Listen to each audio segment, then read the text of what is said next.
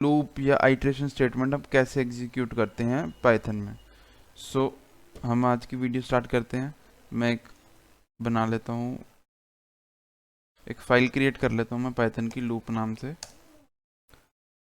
सो इसे मैं थोड़ा स्क्रीन को बड़ा कर लेता हूँ। हाँ जी। सो पहले तो लूप होते क्या हैं, इसको मैं कमेंट आउट करूँगा तो ये सब ठीक हो जाएगा। हाँ जी। सो पहले ही बात, लूप्स होते क्या हैं।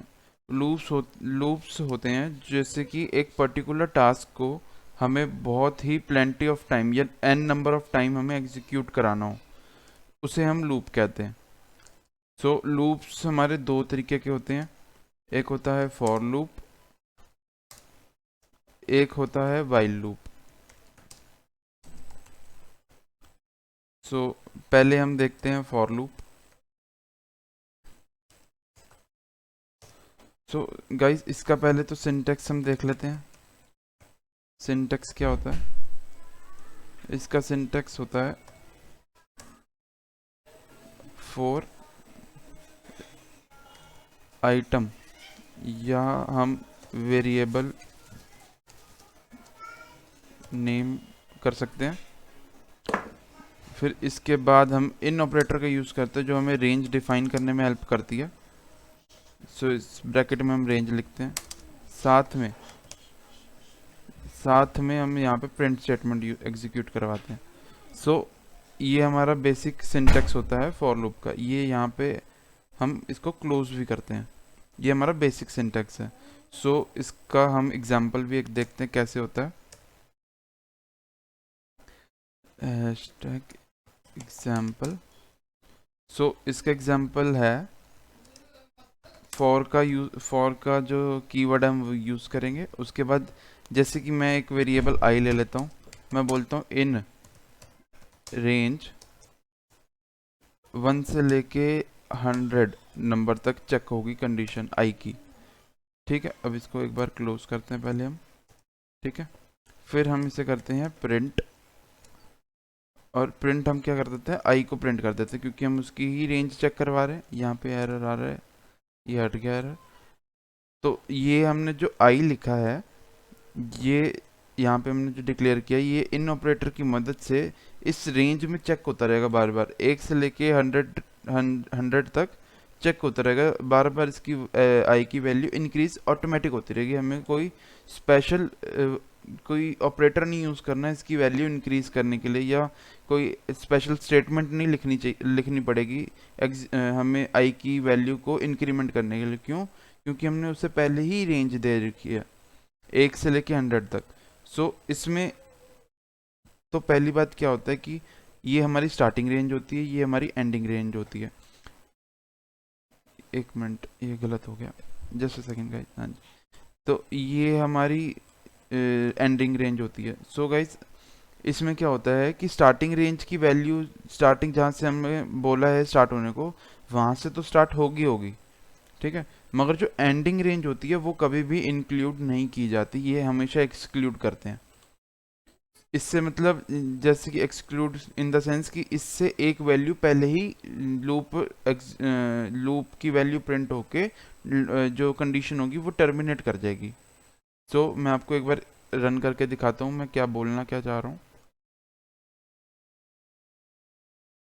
मैं इसे एक बार कमेंट आउट कर देता हूँ। हाँ जी। सो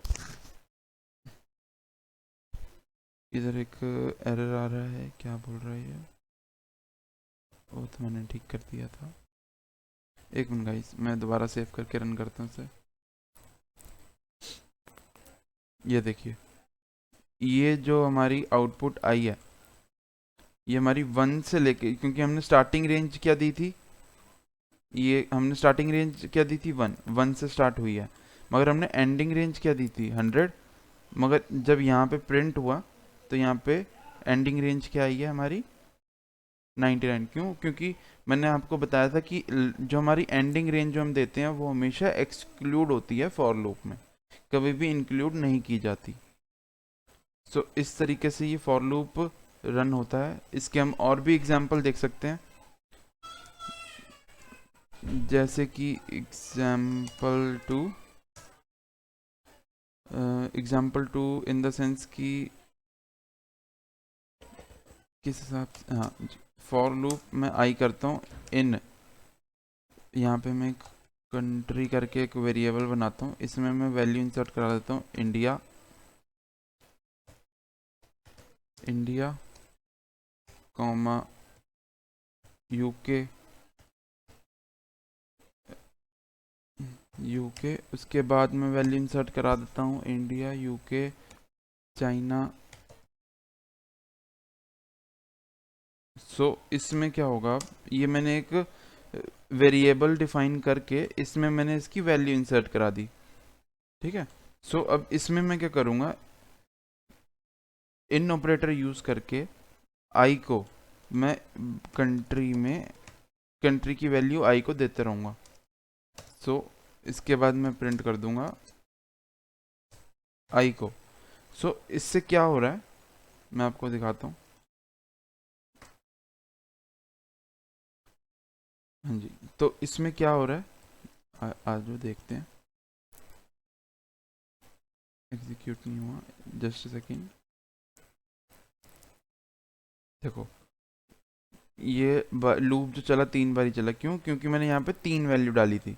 सो इस मैंने क्या किया, ये इन ऑपरेटर क्या हमें हेल्प करता है, ये हमें हेल्प करता है कि ये जो हमने आई वेरिएबल बनाया है वो इस वेरिएबल के अंदर जाके इसकी वैल्यू को स्टोर कर सके 1 बाय 1। इस वजह सिर्फ इसलिए ये इन ऑपरेटर यूज़ करते हैं। सो इसकी फॉर्मेशन क्या होगी, पहले क्या होगा, मैं इसको रन करके दिखा देता हूँ।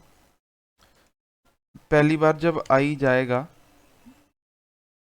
इसको कमेंट बनाना पड़ेगा, पहली बार जो आई जाएगा कंट्री में इन ऑपरेटर की मदद से, जब ये आई जाएगा कंट्री में, सो इसकी पहली वैल्यू क्या आएगी, इंडिया। सो वही इसने आई प्रिंट कर दिया। सेम इसके बाद ही जब ये यहाँ से आई को यहाँ से इंक्रीज करके, मतलब यहाँ से प्रिंट करके इधर जाएगा, ये फिर इन ऑपरेटर यूज़ करके कंट्री में जाएगा। कंट्री में अब दूसरी वैल्यू क्या है, यूके, अब आई की वैल्यू क्या होगी, यूके। सो इस हिसाब से अब जब नेक्स्ट टाइम जाएगा,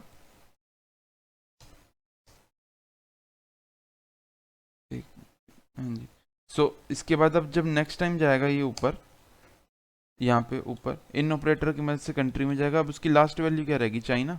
सो अब आई की वैल्यू क्या हो जाएगी, चाइना। तो इस हिसाब से ये बार बार प्रिंट करता जाएगा, जितनी कंट्री में वैल्यू होंगी उतनी बार प्रिंट करेगा। जैसे हमने इधर देखा था कि इसमें हमने 1 से लेके 100 तक डाली थी वैल्यू, है ना। तो उसमें क्या किया था, उसने एक एक करके वैल्यू पहले यहाँ से रेंज में से पिक की थी, इस पूरी रेंज में से पिक की, जैसे पहले 1 पिक किया, फिर 2 पिक किया, और उसको साथ ही साथ प्रिंट करता गया। सेम वैसे ही होगा इसमें। मैंने क्या किया, सिर्फ की वैल्यू मैंने रेंज में नहीं दी, मैंने एक वेरिएबल में वैल्यू पुट करके उसको वेरिएबल में आई को जो है इन ऑपरेटर की मदद से कंट्री में उसको वैल्यू पिक करने पे मजबूर कर दिया। सो इसमें क्या किया उसने कि आई को कंट्री में जा जाके 1 बाय 1 वैल्यू पिक करके उसने आई को प्रिंट कर दिया, मतलब कंट्री के एक एक वैल्यू को प्रिंट कर दिया। सो यही हमारा रिजल्ट आया यहाँ पे, ये देखो, इंडिया, यूके, चाइना, ये 3 यहाँ पे हमने वैल्यू इंसर्ट कराई थी, और 1 बाय 1 उसने प्रिंट आई ने एक एक वैल्यू पिक करके कंट्री में से हमें प्रिंट करके दे दी। बस ये होता है फॉर लूप, इससे ज़्यादा कुछ एग्जाम्पल नहीं। इसके तरीके बहुत सारे हो सकते हैं। एग्जाम्पल के तौर पे जैसे आपको टेबल कोई प्रिंट करना है तो आप वो सीरीज प्रिंट कर सकते हो, बहुत सारी चीज़ें होती हैं। जैसे कि मैं एक टेबल वाला एग्जाम्पल दिखा देता हूँ। एग्जाम्पल, ठीक है, मैं यहाँ पे फॉर लूप फॉर आई करता हूँ इन, और मैं रेंज दे देता हूँ, क्योंकि मेरे को पता है कि स्टार्टिंग रेंज तो आती है मगर एंड वाली रेंज कभी नहीं आती, तो मैं उसको एक ज़्यादा ही दूंगा, क्योंकि मैं चाहता हूँ मेरी एंडिंग रेंज भी आए, इस वजह से। इधर मैंने प्रिंट कर देना है। प्रिंट स्टेटमेंट में तो अभी हम कुछ लिखेंगे नहीं, क्योंकि हम उससे पहले डिफाइन कर लेते हैं। पहले एक मैं वेरिएबल बनाता हूँ सम, जो मैं यूज़र से लेता हूँ कि किस हिसाब से, या मैं सीधी वैल्यू साइन कर देता हूँ 2, ठीक है। तो अभी सम में क्या वैल्यू है, 2। अब इसके बाद मैं नीचे तो अब मैं एक वेरिएबल बनाता हूँ नम नाम से, जिसमें मैं क्या करूँगा, सम को बार बार इनटू करवा दूंगा या एस्ट्रिक साइन की मदद से मैं उसे मल्टीप्लाई करवा दूंगा आई की वैल्यू से, ठीक है। और मैं यहाँ पे प्रिंट कर दूंगा नम को। तो अब क्या होगा, आई मैं आपको दिखाता हूँ। मैं पहले ऊपर ये वाला कमेंट कर देता हूँ, वरना वो भी एग्जीक्यूट होगा साथ साथ। सो गाइस ये देखो, ये मैंने जैसे ही मैं यहाँ पे गया, ये मैं जैसे ही रन किया, मैं ऊपर करता हूँ, ये मेरा 2 का टेबल प्रिंट हो गया। ये देखो गाइस, 2 4 6 8 10 12 14 16 18 20। तो इसमें मैंने किया क्या है, बेसिकली मैंने कुछ नहीं किया। इसमें मैंने सिर्फ एक रेंज, जो इसमें मैंने आपको बताया ही था कि ज़्यादा दी है क्योंकि मेरे को 10 तक वैल्यू प्रिंट करनी है, ठीक है। तो बार बार एक एक करके वैल्यू इसमें से पिक करेगी आई को। आई जो है वो बार बार रेंज में से एक एक वैल्यू पिक करेगी। वो एक एक वैल्यू पिक करके नीचे आएगी, ठीक है। जैसे ही नीचे आएगी वो यहाँ पे आई की वैल्यू यूज़ कर लेगी। सम तो पहले रहेगा ही रहेगा 2, वो तो चेंज हो ही नहीं सकता क्योंकि हमने ऊपर ही इनिशियलाइज 2 से किया। तो ये बार बार चेंज होती जाएगी। जब ये इनटू होंगे तो इसका जो सम होगा वो नम में स्टोर होता जाएगा। तो फिर जैसे ही नम यहाँ पे प्रिंट हो जाएगा, फिर ऊपर जाएगा, आई की वैल्यू फिर चेंज होगी, फिर आई की चेंज होके यहाँ पे इनटू होके 2 के साथ नम में स्टोर होके फिर प्रिंट। ऐसे ही जब तक रन करता जाएगा जब तक हमारी आई की वैल्यू 11 नहीं हो जाती। जैसे ही 11 होगी वो यहाँ फॉर लूप से एग्जिट करके बाहर आ जाएगा। सिंपल इतना सही प्रोग्राम होता है फॉर लूप का। या इसका एक्सप्लेनेशन भी फॉर लूप का यही जाता है। हाँ, हम इसमें ये कह सकते हैं ज़रूर कि हम इसमें ये इतना तो ज़रूर कह सकते हैं कि इसको जब फॉर लूप में हम जो रिपीट करवानी है सेंटेंसेस, हमने जो यहाँ पे हमने रिपीट करवानी है, ये यहाँ पे मैं दोबारा से हाईलाइट करके लिख देता हूँ। n नंबर ऑफ स्टेटमेंट्स हम एग्जीक्यूट करवा सकते हैं। n number of statement can be executed in the for loop, ठीक है गाइस। सो इसमें हम n number of statements execute करा सकते हैं। सो ये था हमारा फॉर लूप। अब हम आते हैं अपने वाइल लूप पे, ठीक है। वाइल लूप, इसका भी सिंटेक्स बहुत ही बेसिक होता है, कुछ ऐसा कुछ खास नहीं होता इसके सिंटेक्स में भी। तो मैं आपको दिखाता हूँ कि पहले हम यहाँ पे करते हैं इनिशियलाइजेशन, ठीक है। इसके बाद यहाँ पे हम करते हैं वाइल लूप की कमांड यूज़, और फिर इसके बाद यहाँ पे हम कंडीशन डालते हैं। उसके बाद हम यहाँ पे क्या करेंगे, अब हम इसकी यहाँ पे n नंबर ऑफ स्टेटमेंट्स लिखेंगे, ठीक है। मैं लिख देता हूँ स्टेटमेंट्स टू बी एग्जीक्यूटेड, ठीक है। फिर इसके बाद यहाँ पे हम इंक्रीमेंट या फिर डिक्रीमेंट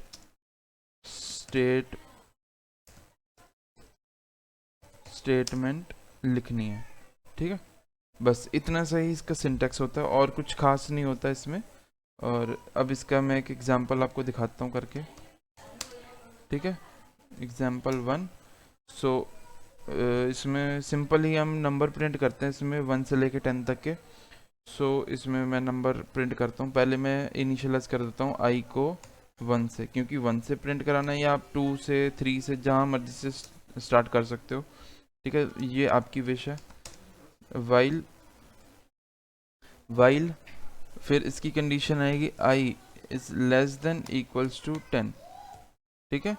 फिर इसको हम जैसे ही स्टोर कर दे, यहाँ पे हम वाइल लूप को जैसे ही मैंने स्टॉप किया, यहाँ पे एरर आ रहा है क्योंकि मैंने ये पीछे से शुरू कर दिया था इसे। यहाँ पे मैं प्रिंट लिख के जैसे ही मैं यहाँ पे आई प्रिंट करूँगा, सो यहाँ पे ये मेरा जो है 3 से लेके नंबर प्रिंट कर देगा, ठीक है। जैसे कि ये मैंने फिर से वो ये गलती मैंने क्या किया गाइस, इसमें मैंने क्या किया, ये हमारा इनफाइनाइट लूप बन गया एक तरीके से। एग्जाम्पल 1 में लिख देता हूँ, of example of infinite loop, ठीक है गाइस। सो इसमें क्या होगा, इसमें मैंने इंक्रीज तो वैल्यू की ही नहीं, उसने 3 थी यहाँ पे इनिशियलाइज मैंने की वैल्यू, वही बार बार कंडीशन चेक करी जा रहा है, वही प्रिंट करके कंडीशन वही चेक होती जाएगी। सो अब देखो आलस तो मेरी में बहुत ज़्यादा भर रखी है इस टाइम, सुबह सुबह का टाइम है, खाना पीना होता है, क्या कहें अब, ठीक है। सो यहाँ पे हम देखते हैं वाइल लूप का, इसमें कुछ नहीं है, इसमें सिंपल बस यहाँ पे हम I equals to I plus 1 कर देंगे और कुछ नहीं करना, बस इतनी सी स्टेटमेंट थी। इससे क्या होगा कि प्रिंट होने के बाद वो एक बार क्या कहते हैं यहाँ पे इंक्रीज होगी वैल्यू, फिर वो ऊपर जाके चेक करके कंडीशन बार बार इंक्रीज करती रहेगी आई की वैल्यू, और बस इतना ही करना और कुछ नहीं करना था। बस ये हमारा यहाँ पे एक बार मैं से यहाँ पे फिर से भूल गया कमेंट आउट करने को, वरना ये फिर से इन्फिनिट बन जाता। तो इन्फिनिट जैसे ही बनता ये ख़त्म ही नहीं होता ऊपर वाला प्रोग्राम, तो नीचे आता ही नहीं। सो अब हम ऊपर देख, अब ऊपर वाला तो मैंने कमेंट कर ही दिया, अब उसको देखेगा भी ignore compiler just ignore it, ऐसे हमने उसको कमांड दे दी। तो अब इससे हम देखते हैं कि कैसे रन करता है, ठीक है। सो ये हमारा 3 4 5 6 7 8 9 10 तक नंबर प्रिंट कर दिया, 3 से लगे क्योंकि 3 से स्टार्ट की थी हमने वैल्यू, ठीक है। और एक से इंक्रीज कर रहे थे और आई को बार बार प्रिंट कर रहे थे, तो बार बार चेक हो के पहले प्रिंट होती थी, फिर इंक्रीज होके बार बार कंडीशन पे आके प्रिंट चेक ऐसे हो रही थी। तो मैं ये आपको होप कि आपको ये समझ आया होगा जो मैंने समझाया। So thank you guys for watching this video. अगर अभी तक आपने ये वीडियो लाइक नहीं किया तो प्लीज़ लाइक कीजिए, चैनल को सब्सक्राइब कीजिए, बहुत सारे अमेजिंग कंटेंट आपके लिए रेडी हैं, इसी चैनल पे आएंगे। So thank you guys for watching this video. We will meet in next video.